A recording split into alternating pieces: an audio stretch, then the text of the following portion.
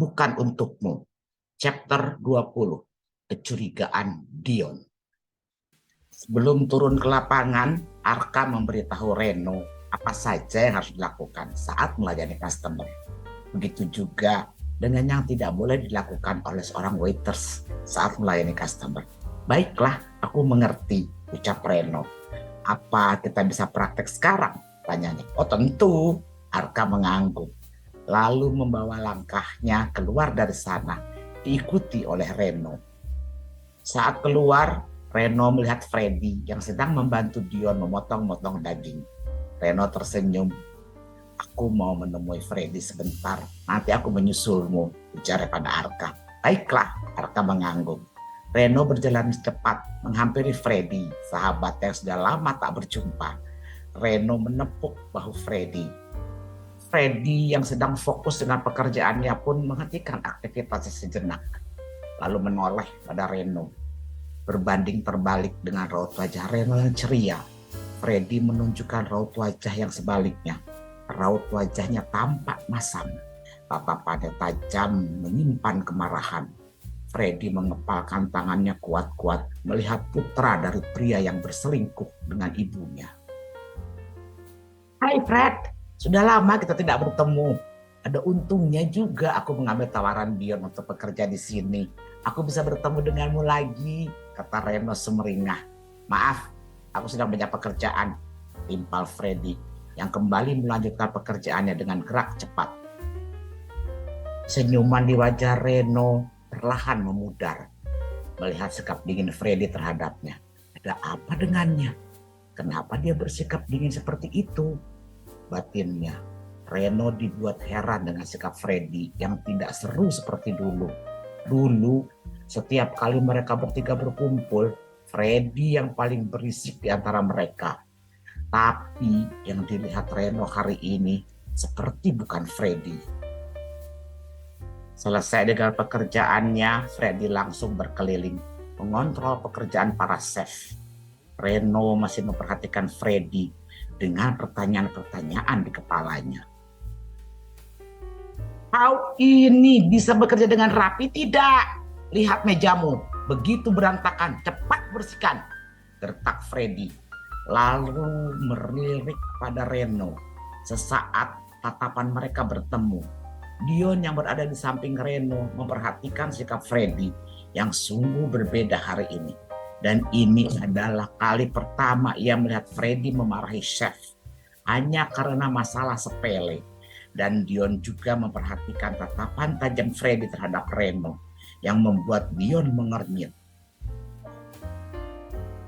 Apakah masalah yang sedang dihadapi Freddy saat ini hubungan dengan Reno? Batinnya. Ia lalu menoleh pada Reno yang juga terlihat bingung dengan sikap Freddy. Tapi sepertinya Reno tidak tahu apa-apa. Sebenarnya masalah apa yang sedang disembunyikan Freddy saat ini? Sepertinya aku harus mengajaknya bicara dan menanyakan masalahnya. Penasaran dengan perubahan sikap Freddy, Reno pun bertanya pada Dion. Dion, ada apa dengan dia? Kenapa sikapnya jadi dingin begitu? Kau apakan dia? Kurasa dia sedang ada masalah. Tapi aku juga tidak tahu masalahnya apa. Dia belum memberitahuku, kata Dion. Oh begitu. Ya sudah, aku kerja dulu, ya Reno. Sambil melenggang pergi dari hadapan Dion. Dion menoleh pada Reno, lalu bergantian pada Freddy yang masih melayangkan tatapan tajam pada Reno. Tidak salah lagi. Memang masalah Freddy ada hubungannya dengan Reno, batin Dion. Ini pesanan yang harus diantar pada customer. Kau antar sesuai nomor mejanya, ujar Arka. Baiklah. Reno lalu mengambil satu nampan dengan nomor meja 27. Sedangkan Arka mengambil pesanan untuk meja nomor 20. Mereka berdua berjalan beriringan keluar dari dapur. Sesampainya di area makan para customer, Reno terlebih dahulu memperhatikan cara kerja Arka. Saat mengantarkan pesanan pada customer, Reno tidak ingin melakukan kesalahan di hari pertamanya bekerja. Sebisa mungkin ia menghindari kesalahan di hari pertamanya. Setelah ia rasa dirinya bisa melakukan apa yang dilakukan oleh Arka, Reno pun melanjutkan langkahnya, mengantar pesanan itu ke meja nomor 27. Reno mengedarkan pandangannya mencari meja bernomor 27. Kedua sudut bibirnya langsung terangkat, membentuk lengkungan di wajahnya. Kenapa mejanya kosong? Kemana orangnya? Batin Reno. Mungkin sedang ke toilet. Lebih baik aku menunggu saja. Dari kejauhan, Reno melihat sepasang kekasih yang sedang berdebat. Semakin mendekat, suara perdebatan mereka semakin terdengar jelas. Aku menyesal sudah mengantarmu ke toilet. Kau membuatku malu, menunggu lama di depan toilet wanita tadi. Semua orang menatapku aneh. Tapi kan aku tidak memintamu mengantarku tadi. Kau sendiri yang memaksa ingin mengantarku, kala si wanita sambil mengernyit. Oh, jadi begitu. Jadi menurutmu aku yang salah begitu? Sudah baik punya pacar yang perhatian. Sampai ke toilet aja ditemani. Mana ada pacar yang seperhatian aku? Tidak ada. Dengan percaya dirinya, laki-laki itu membanggakan diri. Sepasang kekasih itu lalu duduk di kursi dengan nomor meja 27. Di mana ada Reno yang sedang menunggu customer yang memesan makanan yang ia bawa. Permisi kakak, ini pesanannya, ujar Reno. Seraya tersenyum ramah pada sepasang kekasih itu, mencontoh apa yang dilakukan oleh Arka. Meskipun ia kesal pada laki-laki yang begitu percaya diri di depannya itu. Ya hidangkan saja, ketus si pria. Reno pun menghidangkan makanan dan minuman pesanan mereka di atas meja. Silakan dinikmati makanan dan minumnya kakak, ucap Reno.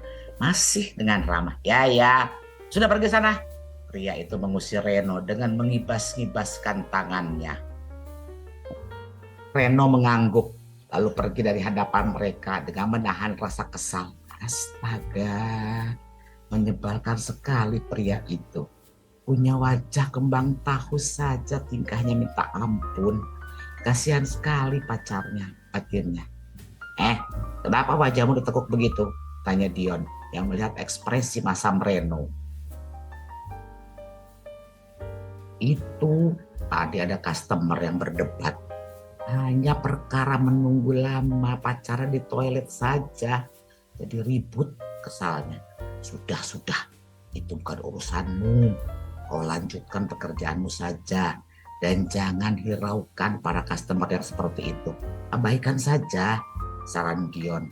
Ia tidak ingin sampai Reno terpancing emosi. Sebisa mungkin Dion mencegah itu terjadi. Bukan karena ia malu jika sampai Reno tak bisa menahan emosi. Yang ia takutkan adalah Reno kembali malas bekerja. Reno menarik napas, lalu menghembuskannya perlahan, mengatur emosinya supaya tidak sampai merusak suasana hatinya saat ini. Ayolah Reno, baru customer pertama. Masa kau sudah mau kalah? Kan malu, batinnya.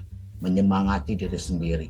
Setelah dirasa sedikit tenang, Reno pun kembali melanjutkan pekerjaannya, mengambil pesanan customer yang lain, dan kali ini Reno mengambil nomor meja yang berdekatan dengan Arka. Kedua pria itu kembali berjalan keluar dari dapur, membawa pesanan customer. Tak lama, tibalah jam istirahat. Ini waktunya aku bertanya pada Freddy, batin Dion. Freddy, ikut ke ruanganku sebentar, pinta Dion. Freddy mengangguk lalu mengekori Dion. Di koridor menuju ke ruangan Dion, mereka berpapasan dengan Reno. Reno pun menegur kedua sahabatnya itu. Kalian tidak istirahat? Istirahat? Masih ada pekerjaan yang harus kami selesaikan, jawab Dion. Sementara Freddy hanya menatap sinis pada Reno. Oh, ya sudah, aku istirahat duluan, kata Reno. Lalu melenggang pergi. Sebenarnya Reno kesal dengan tatapan Freddy yang tidak ramah itu. Ingin sekali ia melayangkan bogeman ke wajah sahabatnya itu.